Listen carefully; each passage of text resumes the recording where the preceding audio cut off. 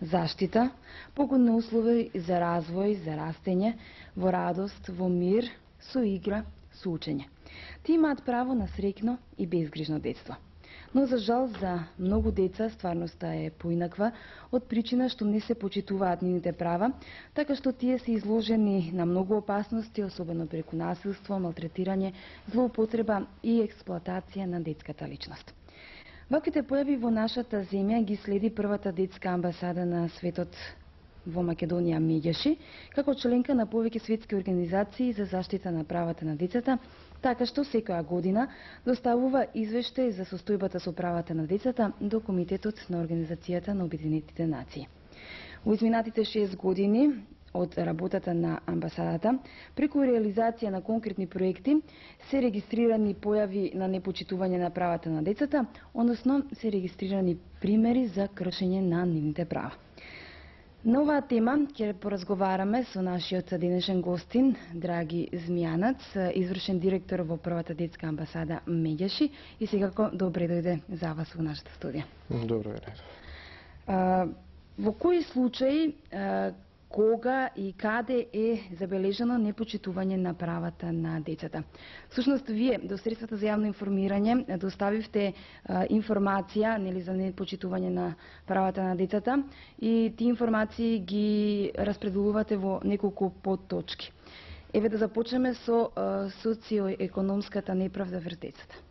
Пред да ги посочам нашите заклучоци генерални, морам да кажам дека за да стигнеме до едно вакво резиме, сублимација на неколку точки, 7, ние во нашите годишни извештаи, тие се многу пообемни и многу по суштински во објаснувањето на нашето толкување околу непочитување на правата на децата.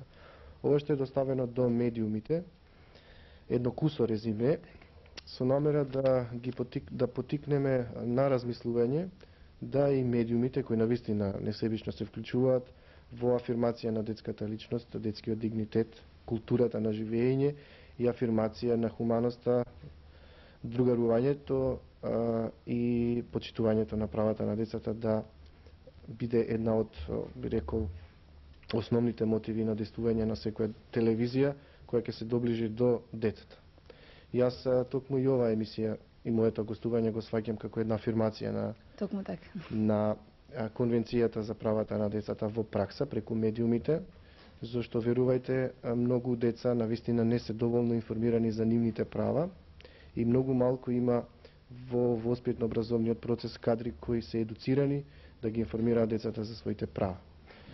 За да ние направиме едно кусо резиме, не смееме да бидеме сведени само на теоријата и на строго читање на Конвенцијата за правата на детето, туку треба да имаме пракса. И таа пракса преку реализација на нашите проекти во изминативе 6 години е очигледна и податлива. За сите наши точки во непочитување на правата на децата има и коментар со податоци.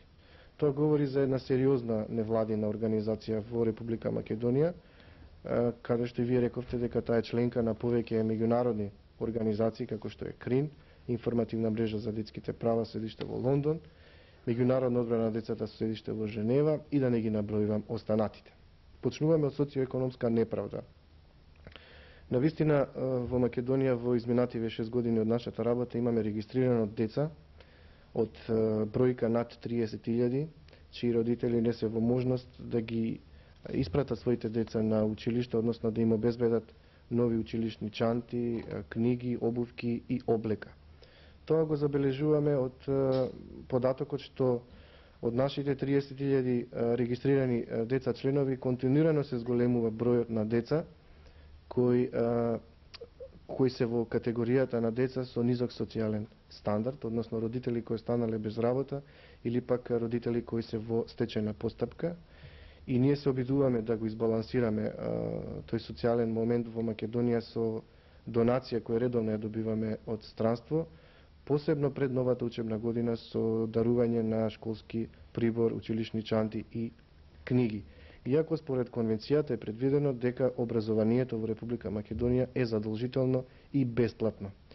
Тука би сакал да напоменам уште еден коментар, дека во училиштата во последно време исто така забележуваме и поплаки од страна на родители и деца до амбасадата, дека се изнаоѓаат најразновидни форми на наплатување на најразновидни дали тоа ќе бидат штети или пак надомести од страна на училиштето упатени кон родителите, иако имам информации дека тоа е строго забрането од Министерството за образование и имам информации дека исто така тоа при собирање на средства, дали се тоа некои екскурзии или пак оштетување на училишниот инвентар или пак собирање на некоја солидарна помош, многу често во училиштата не се покрива со благајнички записник или пак каса прими или пак сметко потврда. Драги, имате исто така подточка означена како гетоизиран идентитет. Како тука во овој случај нели се извршува непочитување на правата на децата? Тоа всушност е една контрадикторна точка во која може да се толкува како право на детето на вистина според конвенцијата да може да си го изрази своето национално чувство и религија, што не спори конвенцијата, но исто така и тоа право се злоупотребува, односно го искористуваат политичките партии или пак верските заедници во евентуална регрутација на идни симпатизери, во создавање на политички подмладок. Се работи од најмала возраст со децата, се врши одредена индоктринација и децата се затвараат во својот така наречен гетоизиран идентитет, односно во своето место на живење, положба, по конотации кои децата всушност ги прави различни едни од другите и тие разлики ги сметат како придобивки, што не е ниту пак со нашата повелба, ниту пак со нашите програмски задачи обврска да ги надминеме сите тие поделби, почнувајќи од самото име наше на амбасадата Мегеш, нели се обидуваме да ги надминеме сите меги и сите разлики меѓу децата и се обидуваме токму во амбасадата да му дадеме можност на детското креативно мислење да дојде до израз, а не разликите. Во вашиот извештај исто така наведувате дека се врши експлоатација на детскиот труд. Експлоатација на детскиот труд, да, за стекнување на профит. Дали децата се вклучуваат во препродажба на цигари, дрога или пак се искористуваат како ефтина работна сила во новостекнатите бизнисмени кои безкомпромисно се вклучени во трката за остварување на профит, тука децата се жртви од едноставна причина што не можат да доживеат еден нормален психофизички развој, не можат редовно да го посетуваат училиштето и се наоѓаат под еден постојан стрес дека ќе бидат казнети, дека полицијата ќе ги фати или пак ќе ги казни. Треба да се работи со децата, треба да се работи со едукација на родителите и треба да им се даде можност подеднакво на сите, без разлика за стекнување на образование, воспитување и стекнување на вработување. Како се врши насилство на децата? Какви се вашите информации? Насилство на децата во Република Македонија морам да напоменам дека го имаме регистрирано од повеќе проекти кои ги работиме. Првиот проект е дежурниот SOS телефон кој на 15 ноември ќе наполни 4 години од својата ефективна работа и на него имаме регистрирано над 10.000 разговори, обавено 10.000 разговори со деца од цела Македонија кои се јавуваат на SOS телефонот со мотив за разговор, насилство, вербално, физичко и сексуално. Посебно загрижува податокот што имаме регистрирано од тие 10.000 разговори, 860 разговори на деца поврзани со насилство во семејството, во училиштето или во средината на живење. Во амбасадата исто така имаме писмени изјави и пријави од страна на деца, 22 кои се жртви на сексуална и комерцијална злоупотреба, а вкупниот број е 50, каде што децата барат и правна подршка и заштита за остварување на своите права. Исто имате податоци и за децата бездомници, нели? Да, тоа е една категорија во Македонија која за жал се зголемува и тоа е еден проект на кој ние планираме интензивно да работиме.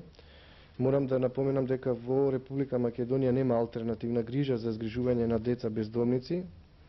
Во Скопје имаме регистрирано над 50 деца бездомници, без родителска грижа или пак без дом за постојано место на живење. И ние, благодарение на поддршката која добивме од Институтот за социјална работа и социјална политика при Филозофскиот факултет и од градоначалникот Ристо Пенов, доставивме до ЛИЕН програмата ФАРЕ, отварање на прифатилиште за деца бездомници, која ќе ја спроведеме во соработка со француската хуманитарна организација Екилибар и прифатилиштето Гаврош од Романија. Исто така, за крај ќе заклучам дека во вашиот извештај наведувате дека не се почитува детската личност и дека децата не се информирани за своите права.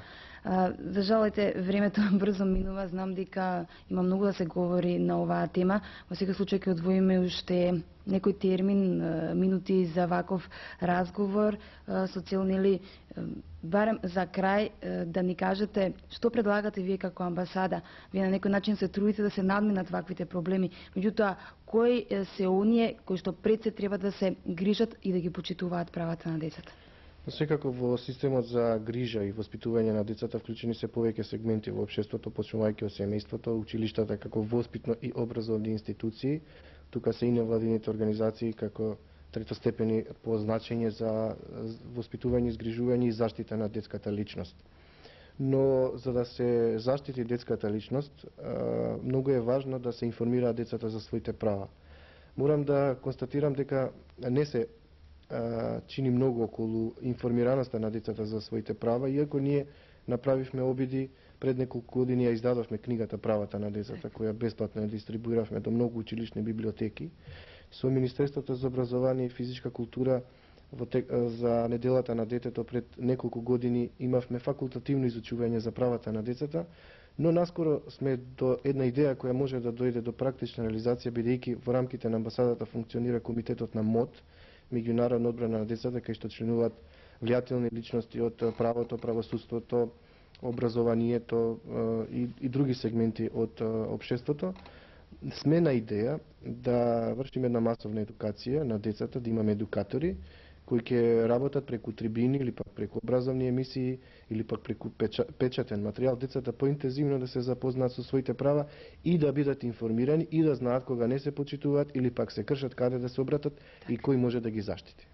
Ореци, драги, ви благодарам што денеска бевте гостин во училишната програма ДЗОН, секако со информации и со активности кои што се карактеристични за првата детска амбасада Меѓеши, секогаш ќе најдеме време и простор да известуваме. Ви благодарам.